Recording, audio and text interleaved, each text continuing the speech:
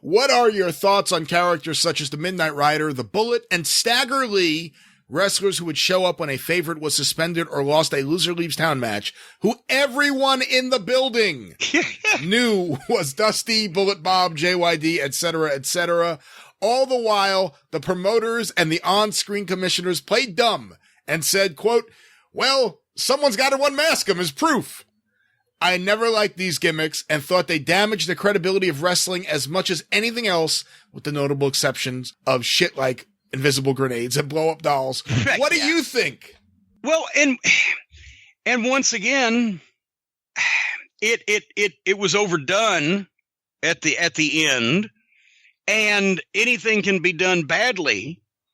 But the basic, it's like what became to be known as the Dusty finish, which the second referee runs in and has a different verdict and blah, blah, blah, when the people are happy and then take it away from them. That was actually the Eddie Graham finish, and actually it was probably a Dory Funk Sr. finish. And the first time it was ever done, it got over like $1 million fucking dollars. That's why people kept doing it. And then the more that you do the thing that can never happen again in 1,000,000 years, the less it means, and then the worse it becomes. And also, in those days, because of the territories, something could be done in almost every territory because there was really no way, unless you was on vacation somewhere, that you would ever see it, right? The fucking ether angle or the straitjacket angle or the fucking, it was like the slowly I turned. They were routines that would be done. And especially in days before videotape, guys would take them from territory to territory. When the booker would say, well, Brian, I need to get a program with you and Wahoo. Have you guys worked together? Yeah, we worked together in Dallas 2 years ago. Did you do any fucking good angles? Yeah, we drew some money with the fucking Cranby Street routine. Okay, let's do that. How does it go? And then the guy would tell him, right? So over a period of time when guys would see good angles and steal them, and maybe not necessarily have been in them in other places, sometimes the translation of how to do it and how to sell it didn't get across properly. And in this case, I've seen this work and I've seen people not give a shit about it. The coming back under a mask, blah, blah, blah. Stagger Lee worked like $1 million fucking dollars. Actually, the first 2 times. And the first time it worked like $1 million, and the second time the people liked it because it was Watts coming out of retirement, and they didn't care whether Dog was under the mask or not. They just wanted him back, right? And Watts was in it. But the first time, Stagger Lee, the people went crazy. The Bullet, the people went crazy. Coco Ware coming back as Stagger Lee in Memphis because they saw it in Louisiana. People didn't go crazy. It depends on who you did it with and how you did it. And that's the thing. And it could still work to this day. And I know all the goddamn, fucking dick wrestling fans are getting the guns out. But here basically is the way that it needs to be presented for it to work properly. You have to have a baby face that is incredibly popular in your territory. And your business, it probably needs to be starting to be on the decline, because even though they love your baby face, they've seen him for a while, and how can I miss you if you won't go away? And, and you've really done everything you can do. So you find a heel that you think he can work well with, that you can get some heat on him. And you bring him in, and some way or another, and the varieties are endless, you wrong the baby face. He gets blatantly fucking screwed, and he has to leave the territory. He's gone. He cannot wrestle there anymore. The people have been deprived of their favorite wrestler by this fucking prick Brian Last. And you got to tell people that on every week's TV. That Brian Last is the reason why this motherfucker cannot entertain you people, and you can't cheer for him anymore because that dirty prick. And he has to be wronged. It can't be just, oh, goddamn, I want a rematch. No, he has to be really raw fucked. And then if so-and-so comes back under the goddamn mask or under another name as a guy, the Midnight Rider worked the first time in Florida. The first time. Yes. But once again, that's what I said, the first time. And then with national television, everybody, when Dusty did it in Crockett, everybody had already seen that angle in their own territory in one way or another. So it wasn't going to work. But anyway, when that guy does come back, the reason why the promoters play dumb, they don't play dumb. That's a big thing in it. The authority of the promotion should never come out and say, well, I don't know who that is. They should say, you have your opinion and I have mine, and you're going to have to take the mask off and prove it. Because the promoter was always the babyface to the people, to the fans, until Vince McMahon. And then something works and they copy it and they do it to death and they beat it up for 20 years. Something the first time the people had seen was the evil promoter come out and say he was fucking evil, and the Vince to be the heel and the promoter to be the heel because they had the fucking biggest box office attraction of all time as the anti-hero babyface. That worked. But now because that worked, the Road Warriors, every tag team for 10 years wore spikes. Rock and Roll, every tag team for 10 years tied bandanas on their fucking legs. Vince, every authority figure had to be a fucking heel for whatever the fuck. The promoter helped the babyface return because he had been cheated, and the fans knew that the promoter wanted to help the good guy get even and restore justice. And that's how they fucking sold it.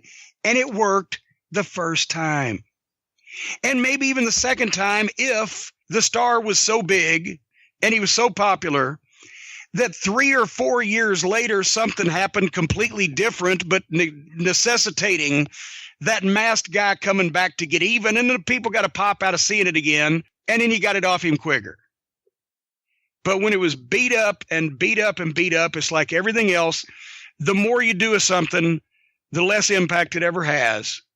And I think we've made that point abundantly clear on every show we've done, that everything has been done too much. There was an interview I recently watched on Mid-South Wrestling with Bill Watts interviewing DiBiase and Matt Bourne. And this is the week after Stagger Lee debuted and, beat DiBiase. And Ted's flipping out on Watts, and Watts is just standing there very calm. And he goes, what are you going to do? You know that's the Junkyard Dog. You have to do something. And Watts goes, let me ask you this. Who's the grappler? And DiBiase doesn't know how to answer this. Who's Mr. Wrestling 2?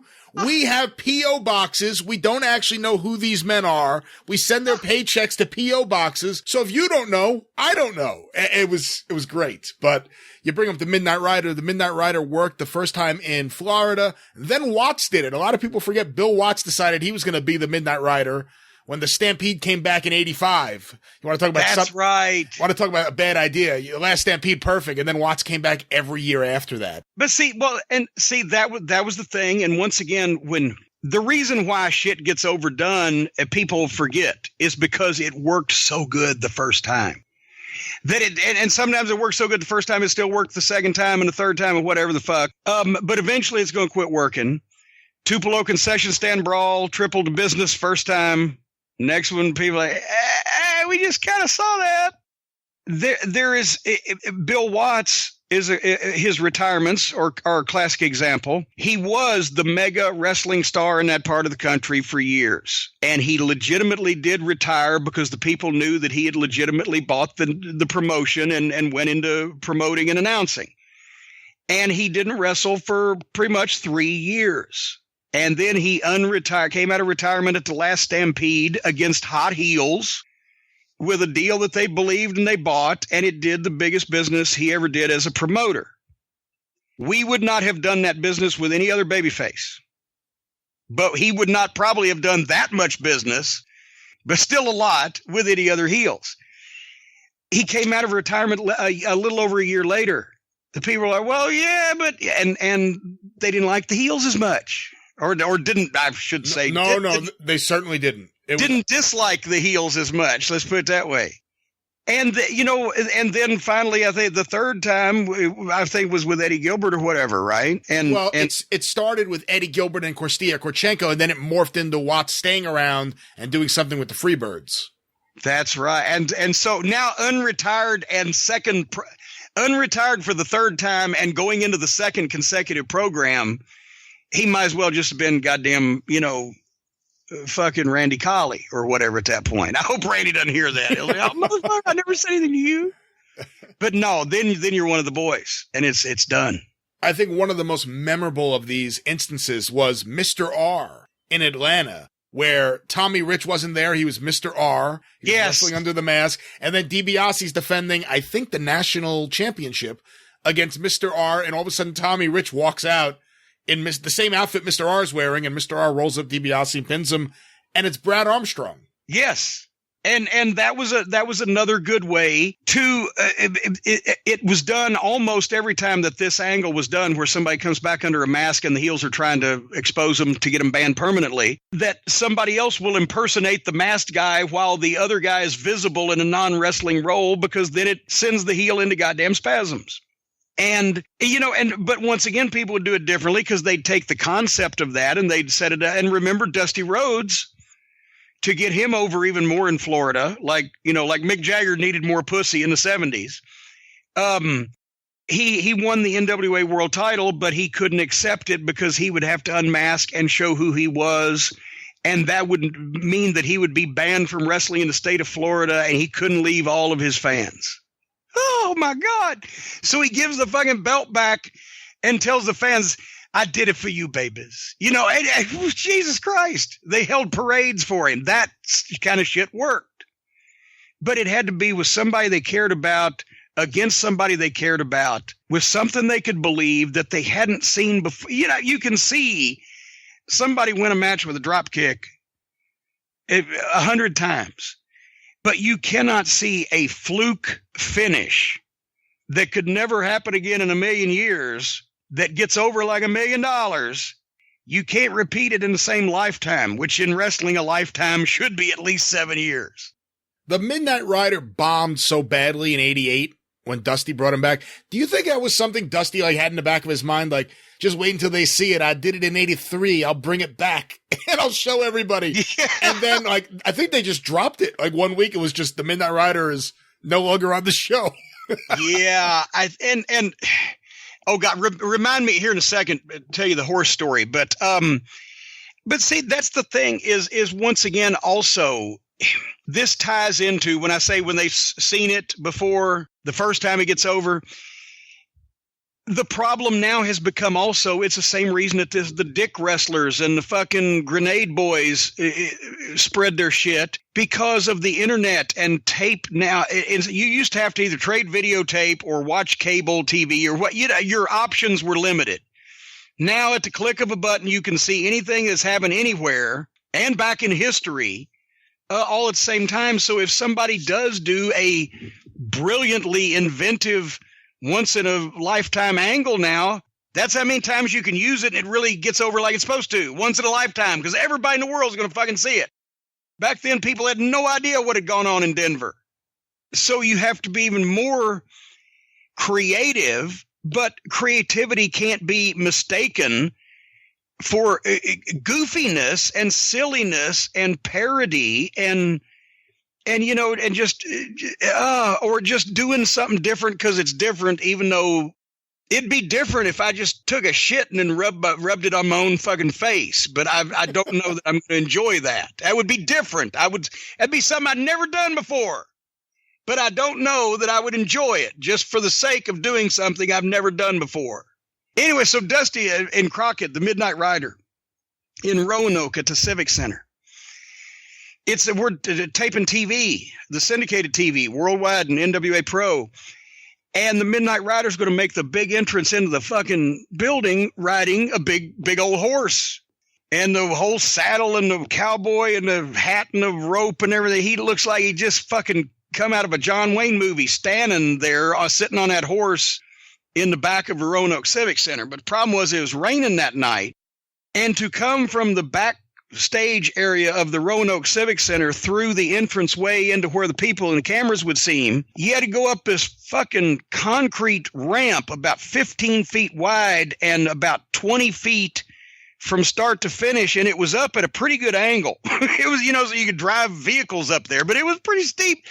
And all the equipment had been brought in from this fucking storm. And the fucking whole goddamn ramp was wet concrete, and this horse is wearing slick shoes, I guess.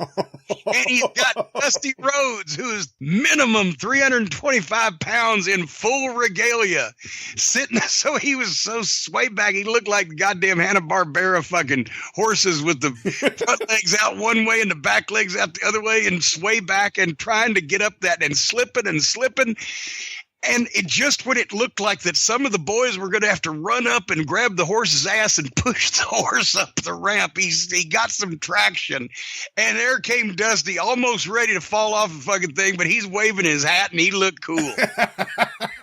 Goddamn, from the other side, I wish they'd have had a camera on it. It was almost that goddamn, what is that fucking skedaddle type of... Yeah, there you go. That's what it sounded like going up there. Hey, do you remember that time Dusty Rhodes got squashed by a horse? Yeah. No, but I remember the time that a horse almost got squished by Dusty Rhodes.